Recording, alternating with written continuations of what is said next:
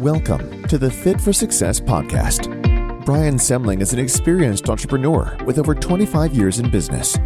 He is the founder and CEO of Blitz Innovation. He has built several brands such as Brian's Toys, a collectible toy business, to several Amazon FBA brands like Strictly Bricks and Clever Creations. His latest adventure is Rovux, a modern athleisure footwear brand which can be found at rovuxfootwear.com. On the podcast, Brian will talk with other entrepreneurs and social media influencers about their entrepreneurial journey, from what it takes to start and run a business to how they may continue to grow their brands and where they see themselves in their businesses in the future.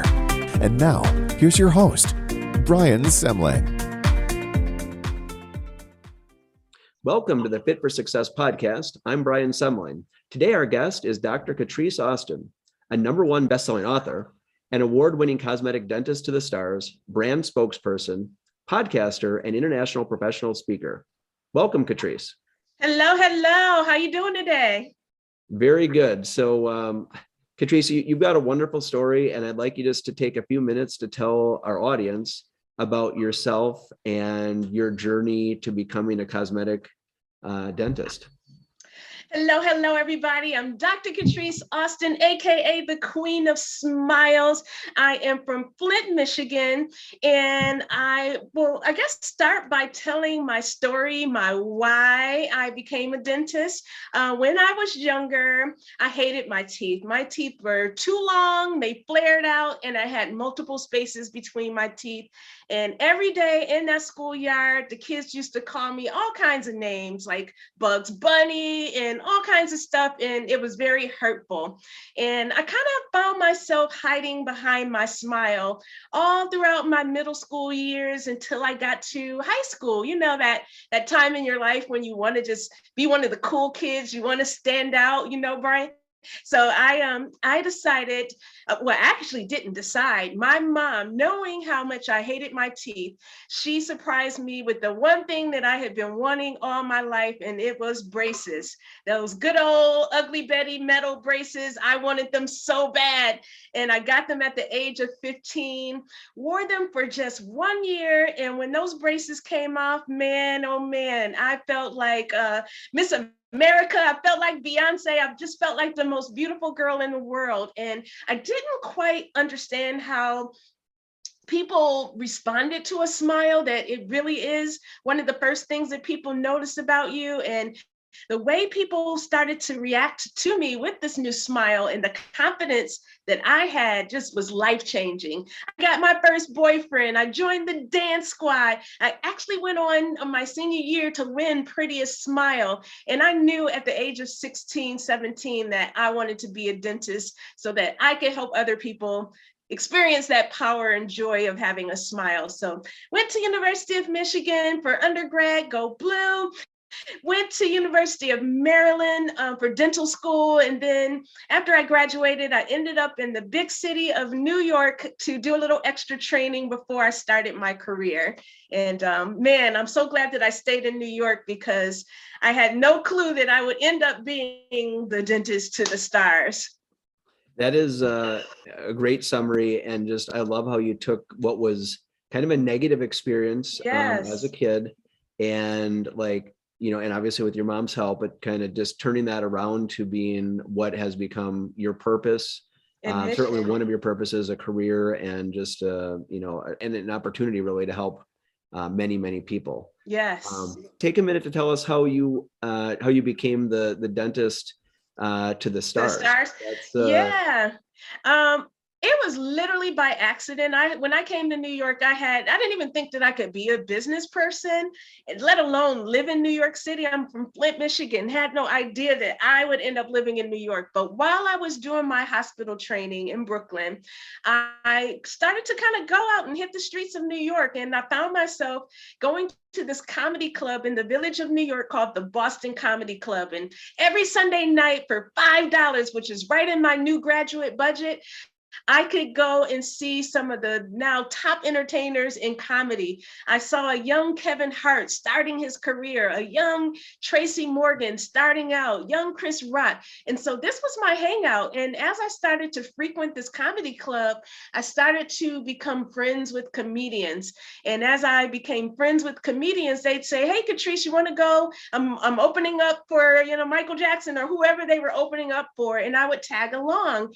And as I started to find myself in the entertainment industry, I got that Oprah aha moment, like, I'm going to be the dentist to the stars. Yes, I'm hanging around celebrities. Celebrities need to have a beautiful smile, obviously.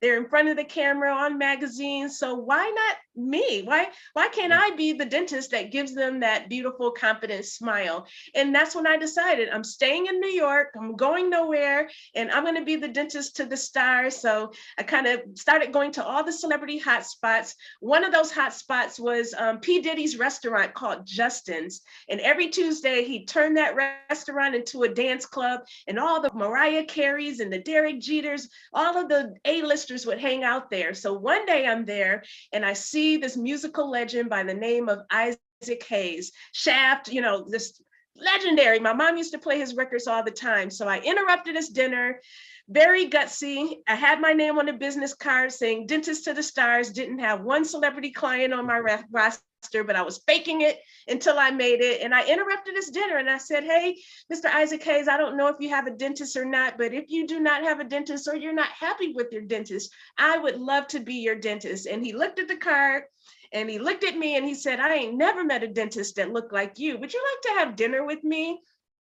Oh my God. I sat down, had dinner with him, and that was the dinner that changed my life and guided my career. I literally became a part of his entourage. He was my mentor, and he took me to the Grammys, to film festivals, and made sure that I was able to establish my brand as a celebrity dentist.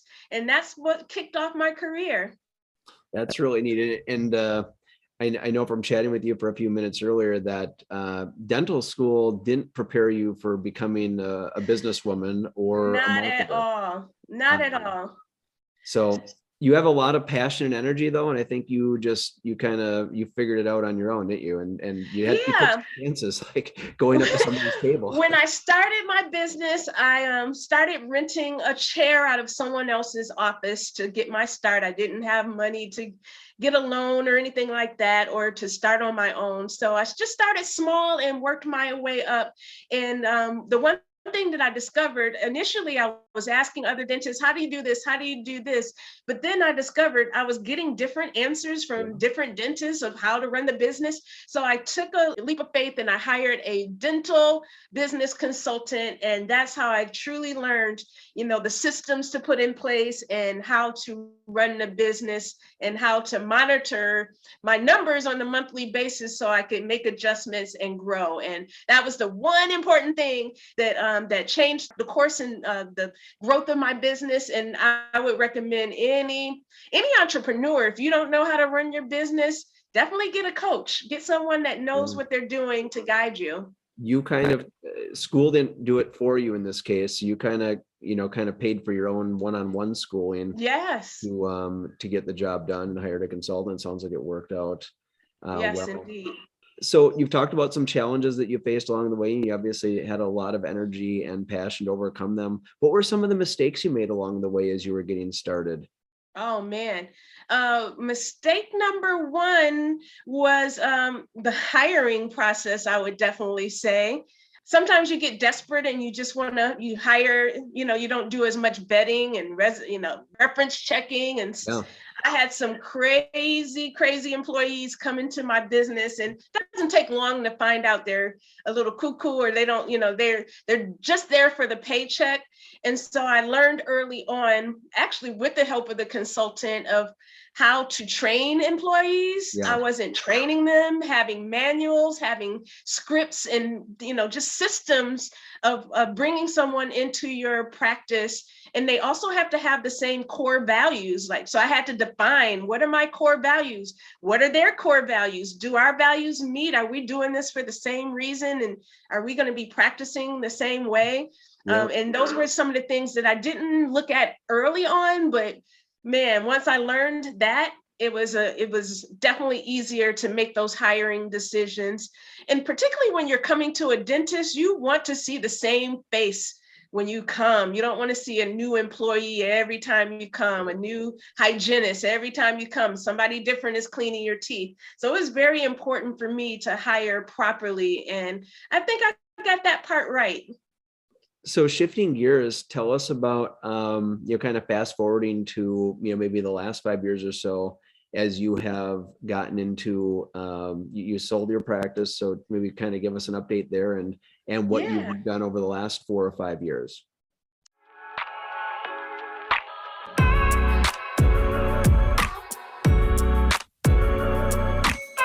Rovox, where fashion meets fitness.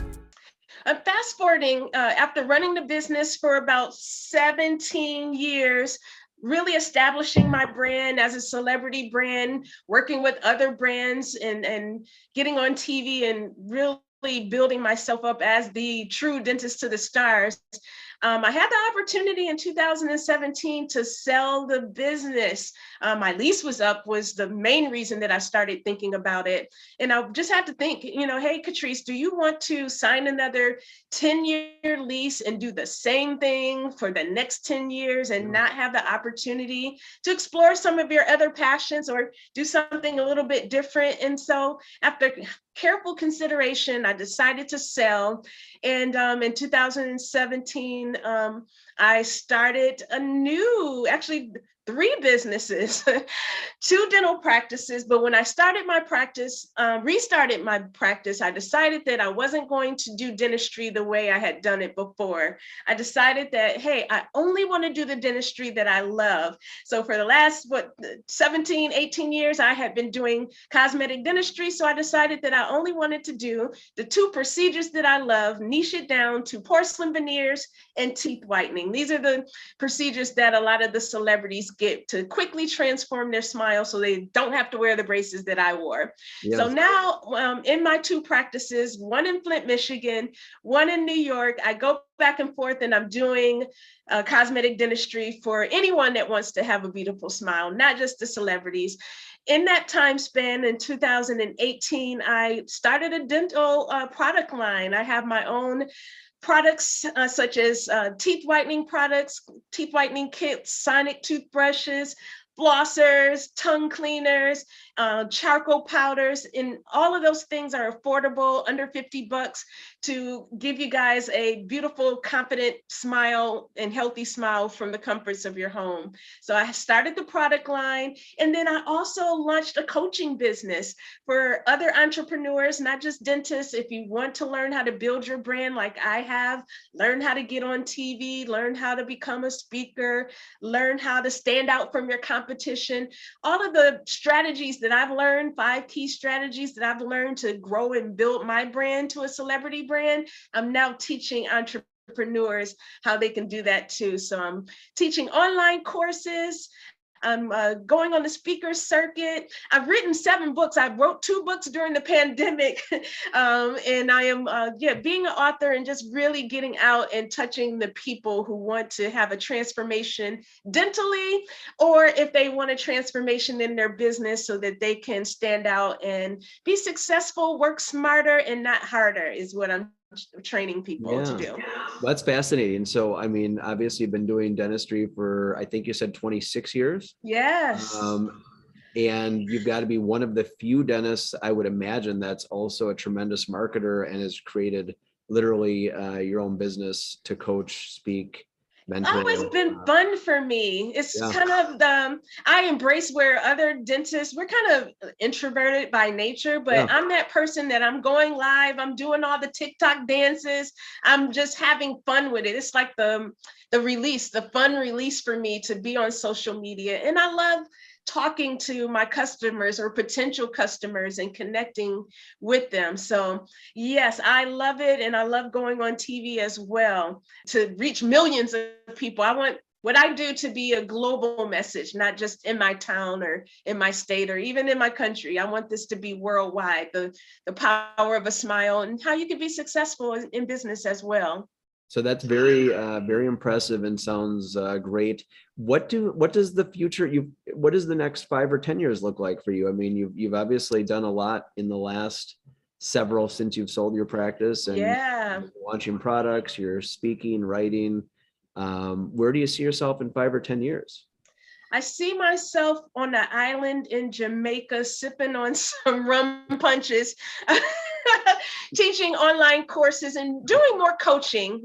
Yeah. I'm definitely in the next 5 years, I'm going to be transitioning into, and also doing more TV. I'm looking to do more visual, more TV, more commercials, more speaking, more writing books, and just being more of the expert in my field, my two fields in marketing and PR, and just spreading the message that needs to be spread about oral health. I find that a lot of the TV shows and even magazines, we just don't get a lot of dental consumer information. Yeah. And so I want to be like the Dr. Oz of dentistry. And when people think, oh, I have a dental question or there's a topic that needs to be discussed, then I want to be that person that brings it to the people. Yeah.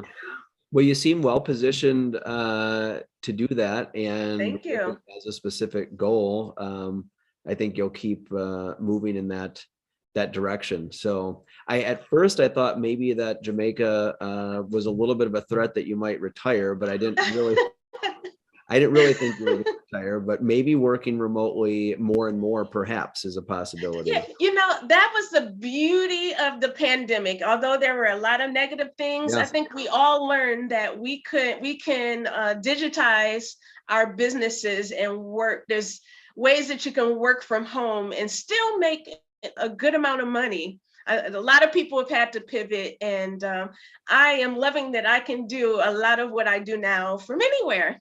Yeah, that is, so some good came from that as well. That's good.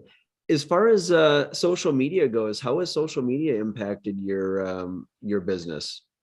I would say that 90% of my customers come from social media. And it really comes down to being able to know exactly who your target market is, and setting your bios, your profiles up properly so that your bio should really say, the number one question that it should answer is, why should I follow you? So for instance, in my bio, I say, I can give you straight white teeth without braces in 2 to 4 weeks. So when you come to my page, you know exactly what I can deliver to you. And then I actually say, follow me for live Q&As. I go live every Wednesday, tips and deals. So, if you come into my page, I'm going to be answering your questions. You can actually talk to me. I'm going to be dropping some deals and some resources that can help you with your smile. And then that link in your bio is really the game changer, because that's where the money resides. If you use that link in your bio, you can schedule appointments, you can sell products, you can promote your good things that happen, your magazine articles or TV appearances or any deals that you're running. You can use that link in so many good ways to monetize. So it has been a game changer. I do everything on social media, sell my products, book appointments, everything is kind of automated, and it's just running like a well-oiled machine. And I'm going live tonight. I love just talking to the people, and actually tape my podcast live on Instagram so I can talk to people and have that interaction. So I love it. And if you're not comfortable with showing your face on social media, these audio apps like Clubhouse and Green Room and all of these, you don't even have to show your face anymore. You can just talk. And it's a game changer. Anybody that's not really taking advantage of social media, you're missing out. That's where your customers are today. Yeah, that sounds like you've got it. You're doing very well, and it sounds like you're in a spot where there's probably the other competitors in dentistry aren't close to being at your level, basically. There are some of the ones that are my age, they haven't quite gotten it yet, but some of the younger dentists, they're on it. But I'm happy that I can use my experience to help those who are not really trained and they don't know what to do and they're kind of left behind. They've got me as a resource. Gotcha. Well, that's good. That's good to know. So are there any questions that I haven't asked today that you wish that I had? Ooh, Let's see. That is a good question. We know my why. I feel like you know my whole life now. Yeah. You did a good job of summing things up here. Yeah, you did a good job. Hey, if you guys need to reach me, you can find me on social media at Dr. Catrise Austin on all platforms, and visit me, VIPsmiles.com. That was my next question, is how can we find you, basically, which is great. Are the products that you're selling on VIPsmiles.com as well? They are. And again, everything is under $50. I want people to, I know times are hard and you can't always get to a dentist.